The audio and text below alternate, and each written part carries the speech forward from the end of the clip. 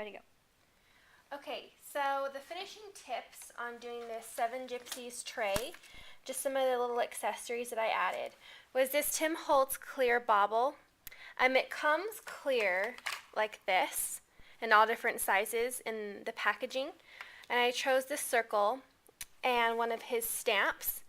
And I stamped the stamp on some of the coordinating polka dot paper. And then I cut it out, and using some of the glossy accents, you can also use it as glue, put it on the edges of the back side of the bauble, and then put it down with the crown obviously facing up.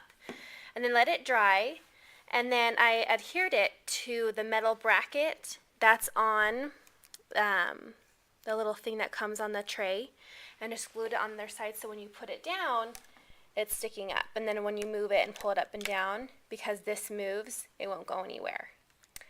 Some other things for layering on the tray. I took this Say It in Pearls, this Prima jewel design. I guess it's not pearls, it's the jeweled one. And it has these bits of lace. And it comes all in the one piece. And I cut up the pieces and put it down in random spots to make it look like it's kind of going through the middles of the tray.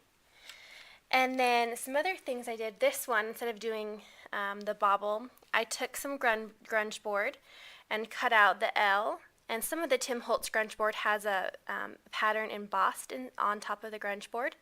So I just took my Jenny Bolin ink pad and rubbed the ink along top of the Grungeboard, and then just let it dry. And then I took one of these, I think this is Tim Holtz. Yeah. Antique keys. It's a little charm, and tied on to it with some ribbon, and that will be for the bottom one. And then this I love. It kind of looks like a vintage little post stamp. The frame part is a Sizzix die, and it comes. You can just do it in regular paper. And then I took, once I die cutted the paper, it also will cut a small one, but I chose the bigger one.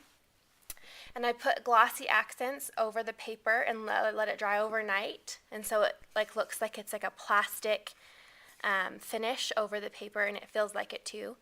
And then I cut a piece of the Tim Holtz Occasions paper pack. I cut it out of one of the 12x12s and glued it onto the back of it, so it looks like a little vintage stamp. So I think that's the last. Oh, this is my favorite. This is a Tim Holtz die, and we all try to do the little flower where it's like the fan fold flower, and it takes absolutely forever, and it's so hard to get it to hold on to and keep the folds stay all in one place when you're doing it. This actually cuts, when it die cuts, these little perforated edges right here, so when you fold it back and forth, it will stay, and then when you glue it together, it's a lot easier.